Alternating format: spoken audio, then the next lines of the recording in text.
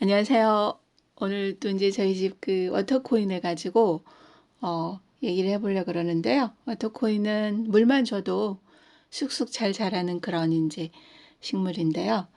그 워터코인을 키울 때는 저는 이제 그 워터코인은 용기에 따라서 그 심어진 그 화분에 따라서 이제 모양이 달라지게 되는데요. 저는 이 화분을 쓸 때 넓은 화분을 심게 되는데요.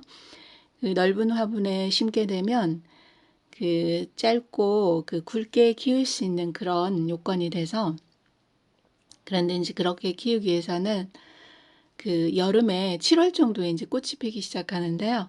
꽃이 피고 나서 바로 이제 꽃대와 현재 나와 있는 잎줄기들을 전부 잘라주면 돼요. 한번 위쪽으로 그 위에 크게 올라와 있는 그 줄기들을 전체 싹 잘라주고, 밑에 잘 자란 그 애기들만 놔두고 위쪽 이제 큰 줄기들은 한번 꽃대랑 같이 한번 싹 잘라주면 그 새 줄기가 나오는데요. 이제 그때는 그 잎줄기가 바로 올라오진 않아요. 이제 전체를 싹 잘라줬기 때문에, 그리고 이제 꽃을 피웠기 때문에 이제 잠깐 주춤한 상태인데, 그때 잎줄기를 한번 전체적으로 싹 잘라주면, 아예 밑에 쪽에서 잘라주면 되거든요. 그래서 이제 싹 잘라주고 나면 그 잎줄기가 바로 올라오지 않고 약간 멈춰 있어요. 그 상태에서 이제 그 뿌리 쪽으로 영향을 보내가지고 뿌리가 많이 발달하게 돼요. 그래서 이제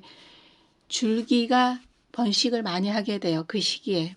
그렇게 해서 이제 줄기가 그 화분 그 가장자리를 타고 이렇게 돌면서 줄기가 번식이 많이 되고, 그리고 나서 이제 나온 줄기들은 그 짧고 굵게 나오게 돼요. 그래서 이제 전체적으로 낮게 이제 키를 맞춰가지고 그렇게 이제 자라게 되는데요.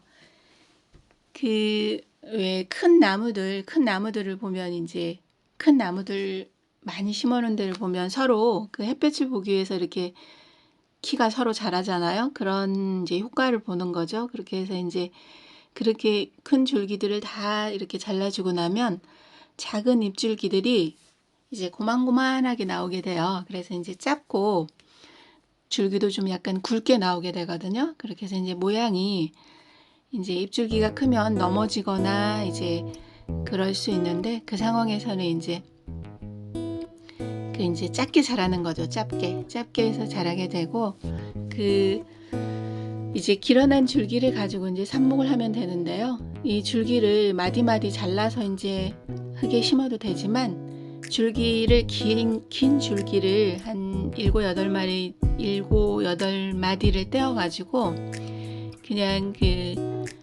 상토나 그 배양토에 이제 그냥 이렇게 뿌리 그 마디를 흙에 덮어주면 되거든요. 그렇게 해서 이제 이런 식으로 해서 이제 이렇게 마디를 흙에 덮어서 놔두면 뿌리가 상당히 빨리 내려요. 이렇게 이제 뿌리가 빨리 내리고 그 이제 번식하는데 쉽죠. 일일이 떼지 않아도 되니까. 이렇게 해서 이제 하면 그 마디마디에서 뿌리가 내리면서 위쪽으로는 줄기가 다 올라오게 돼요. 그렇게 해서 이렇게 이제 삽목하는 방법이 또 있고요. 이제 마디를 다 나눠서 이제 심어도 되겠죠. 그런데 이제 한꺼번에 심으면 더 쉽고 또 번식이 더 잘 되고 효과가 이제 더 높은 거죠. 그렇게 해서 이제 하면 되고요. 이렇게 해서 이제 워터코인은 이제 겨울에도 또 푸른 잎을 유지하고 또 이제 이렇게 자라게 되니까요. 그리고 이제 워터코인을 너무 크게 자라지 않게 하기 위해서는 영양제를 너무 과하게 주지 않는 것도 좋은 것 같아요. 영양제는 가을이나 봄 정도에 한번 그 알비료로 얹어주는 게 좋은 것 같아요. 그렇게 해서 이제 너무 과한 영양은 너무 이제 크게 자라버리니까요.